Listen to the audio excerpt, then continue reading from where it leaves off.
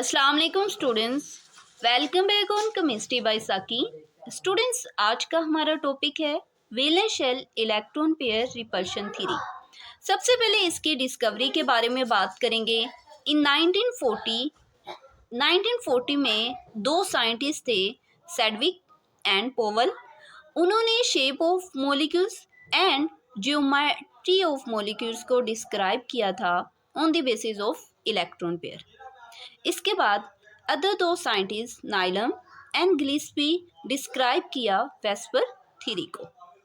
अगर हम इसकी बेसिक अजम्पशन की बात करें तो बेसिक अजम्पशन में हम क्या डिस्कस करते हैं, द वैलेंस इलेक्ट्रॉन पेयर्स यानी जो आउटरमोस्ट शेल में जो इलेक्ट्रॉन्स हैं are arrange around the central atom, arrange होते हैं सेंट्रल एटम के अराउंड टू रिमेन इस तरह एटम मैक्सिमम डिस्टेंस कि इनके दरमियान जो है डिस्टेंस जो होगा मैक्सिमम होगा apart to keep repulsion at minimum.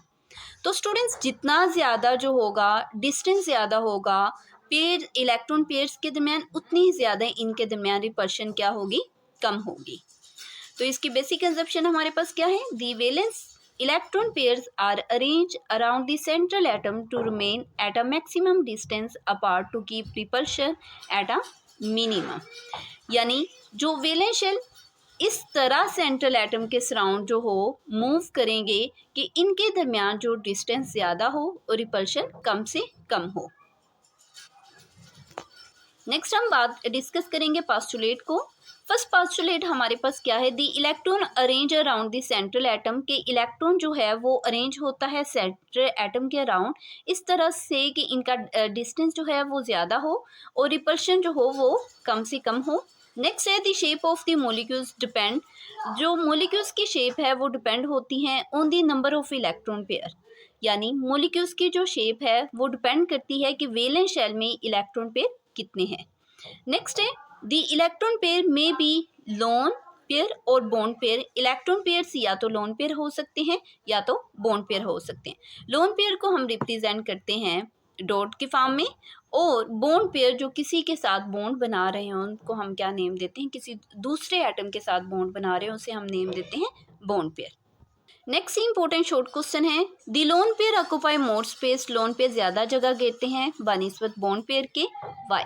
ये आपका एमसीक्यूज भी है और एज अ शॉर्ट क्वेश्चन के हवाले से पास्ट पेपर में काफ़ी बार पूछा गया है। स्टूडेंट्स, इसकी रीज़न है a bonding pair is attractive by both the nuclei. Actually जो बॉन्ड पेयर होता है वो दो न्यूक्लाई की तरफ अट्रैक्ट होता है, एक तो उसका अपना होता है, दूसरा अदर एटम का होता है ऑफ बॉन्डिंग एटम जो उसके साथ एटम बॉन्ड बना रहा होता है। And non bonding pair is attracted by only one nucleus, जबकि जो लोन पेयर होता है जिसको हम नॉन बॉन्डिंग पेयर भी कहते हैं तो वो अट्रैक्ट होता है ओनली वन न्यूक्लियस के साथ। The lone pair experience less nuclear attraction, जो lone pair experience lone pair की लेस अट्रैक्शन होती है एंड इस electronic cloud spread more in space, that's why attraction कम होने की वजह से इसका जो इलेक्ट्रॉनिक क्लाउड है वो क्या हो जाता है, स्प्रेड हो जाता है overall and cause more repulsion than bond pair.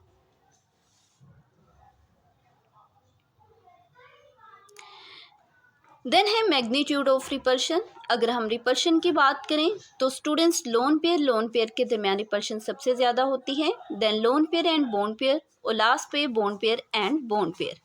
When central atom is surrounding by bond pair, जब सेंट्रल एटम सराउंड होता है बॉन्ड पेयर के साथ, the geometry of molecules is regular, तो जब जो ज्योमेट्री है मॉलिक्यूल्स की वो क्या होती है, रेगुलर होती है। When central atom is surrounding by bond pair and lone pair, जब सेंट्रल एटम जो है वो सराउंड करता है। When central atom is surrounded by bond pair, जब सेंट्रल एटम सराउंड होता है बॉन्ड पेयर के साथ एंड लोन पेयर के साथ, the geometry of molecules is irregular. Students, अगर सेंट्रल एटम सराउंडिंग हो बाय बॉन्ड पेयर से तो ज्योमेट्री ऑफ मॉलिक्यूल्स क्या होगी, रेगुलर होगी। अगर सेंट्रल एटम जो सराउंड करे बॉन्ड पेयर के साथ एंड लोन पेयर के साथ तो ज्योमेट्री ऑफ मॉलिक्यूल्स क्या होगी, इरेगुलर। स्टूडेंट्स, नेक्स्ट है हमारे पास एक्सप्लेनेशन जिसको कल हम डिस्कस करेंगे। तो मिलते हैं नेक्स्ट लेक्चर में, तब तक के लिए अल्लाह हाफिज़। वीडियो अच्छी लगे तो लाइक कीजिएगा और चैनल को सब्सक्राइब करना मत भूलिएगा।